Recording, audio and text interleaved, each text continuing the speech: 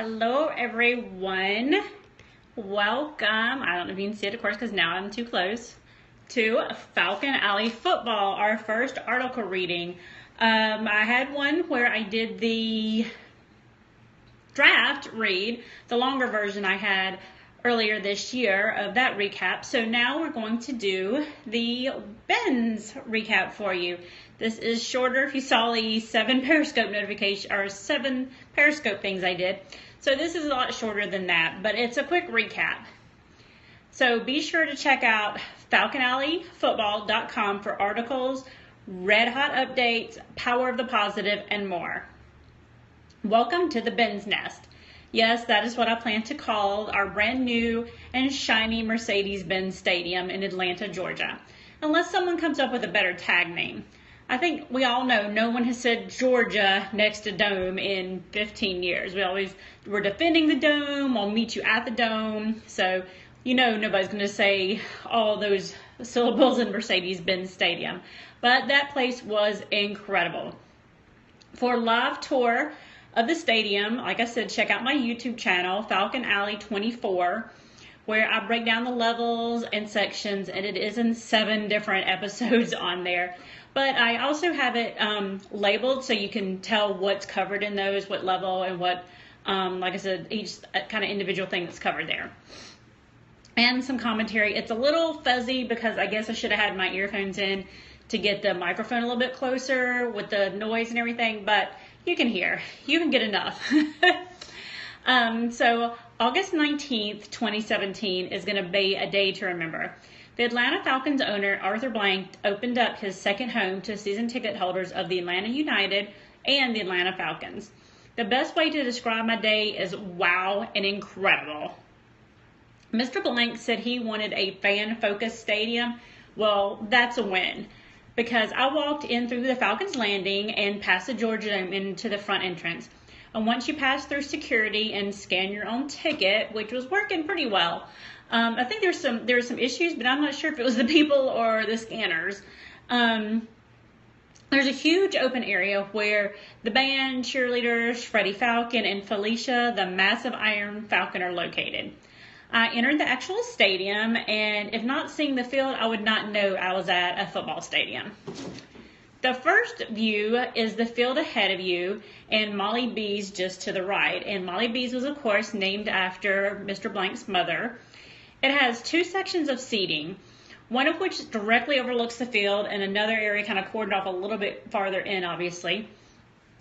But it's super cool.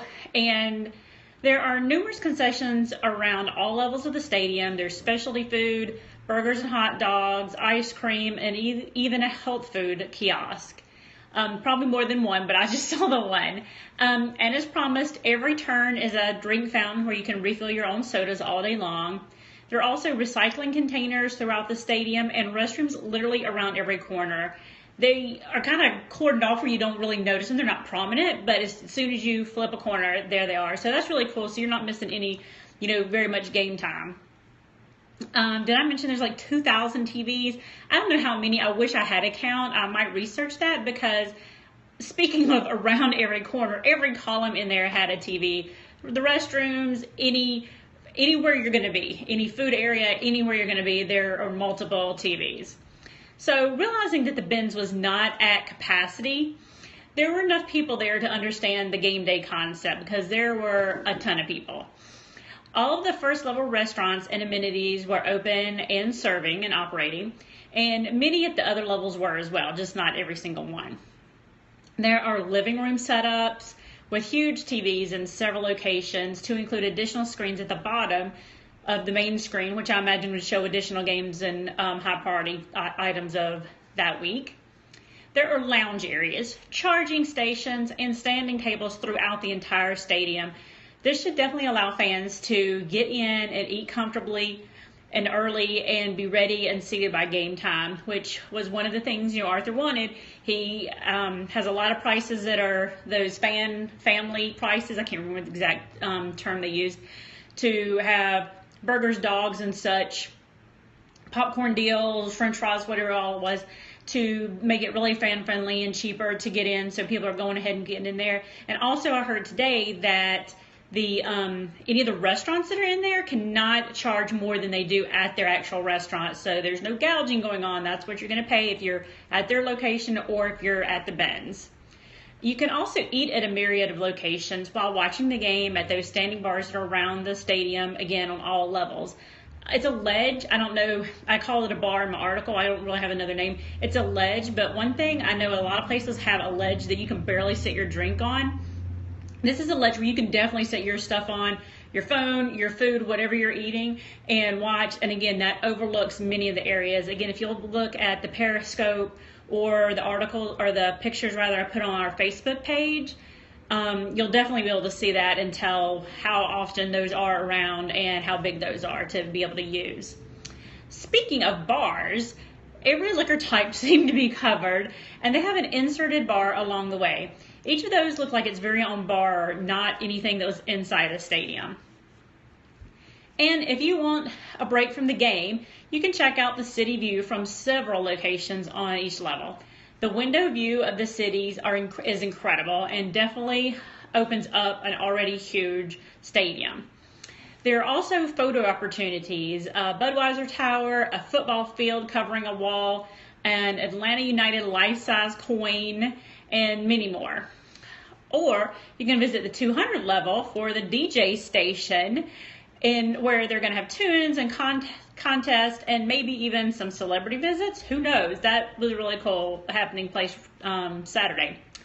The main team store is on the main level, which of course is huge, but there are large kiosk stores on the other levels as well, so you cannot miss an opportunity to shop. I was very good, since the only one that was open was the large one on Saturday, and I knew it was overcrowded. So I did good, and checkbox 1, day Allison went, did not buy anything.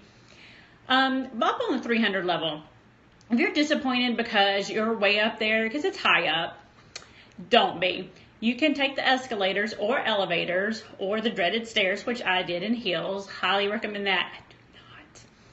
But they have a great view of the city or the lower levels where you can look over, and it's incredible to see those views as well. The 300 level includes 2 sky bridges and the already famed 100-yard club.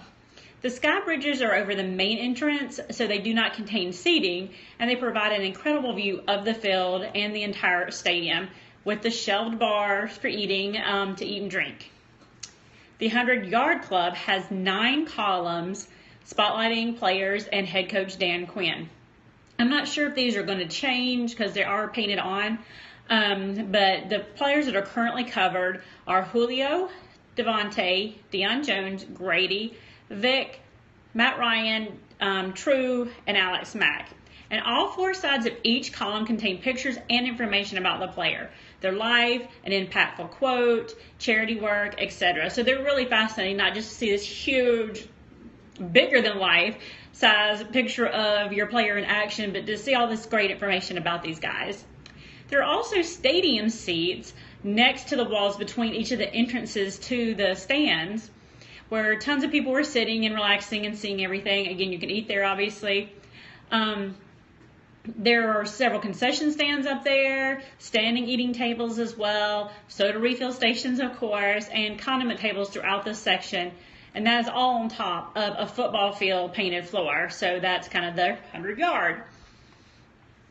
I missed the signings, but several Falcon legends were actually there Saturday on hand to see the sights and sign autographs for fans as well. I did have a quick run-in, which you will see on one of my videos, which again is listed on the YouTube, with Ovi Mahaley. Literally almost ran into him because I'm Periscope walking super high with my phone.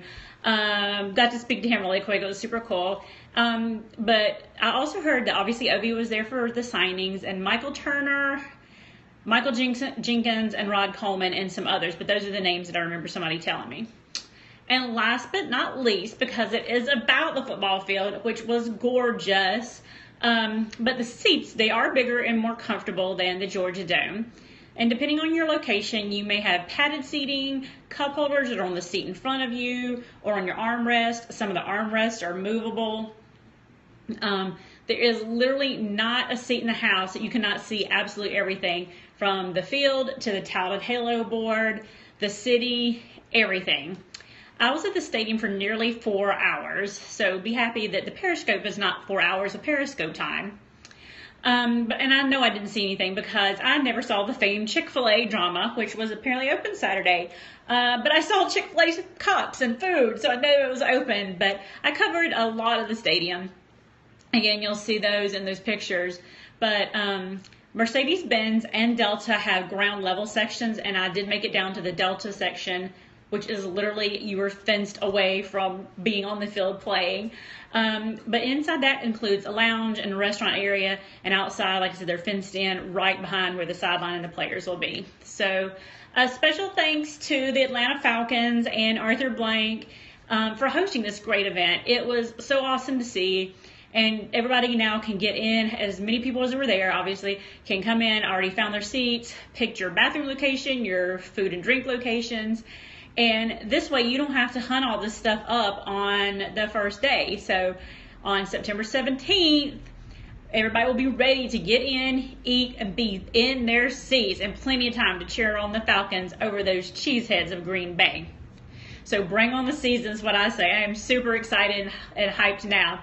So be sure to check the links on our homepage of FalconAlleyFootball.com.